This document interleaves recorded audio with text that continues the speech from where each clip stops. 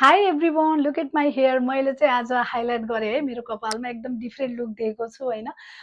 साँच्चै हो त यो गाइज ल हेर्नुहोस् त साँच्चै हो त यो नो वे मैले हाइलाइट गरेको होइन गाइज होइन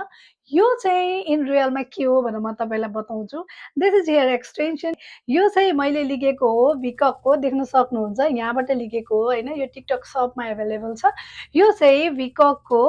भिककको क्लिप इन हेयर एक्सटेन्सन हो 22 इन्चमा long wavy ombre natural look easy to apply high quality synthetic hair रहेको छ यहाँ थुप्रै कलर अप्सनहरू छ देख्न सक्नुहुन्छ होइन यहाँ हेर्नुहोस् थुप्रै कलर अप्सनहरू छ तपाईँहरूलाई कस्तो खालको चाहियो सिन्थेटिक हेयर हो यो चाहिँ एकदमै नेचुरल लुक दिन्छ यसले अनि प्लस चाहिँ एकदमै राम्रो छ इजी टु वेयर एकदमै हाई क्वालिटीको होइन हजुरहरूले खोजिराख्नु भएको छ भने आफ्नो कपाललाई ड्यामेज चाहिँ नगर्नुहोस् है यसरी कहिलेकाहीँ चेन्ज ल्याउन मन लाग्छ हेयरमा भने कपाललाई ड्यामेज गर्नुभन्दा यसरी एक्सटेन्सन गर्दा अझ राम्रो बेटर देखिन्छ सो हजुरहरूलाई चाहिन्छ भने मैले लिङ्क पनि तल राखिदिइरहन्छु होइन गएर चेकआउट गर्छ ल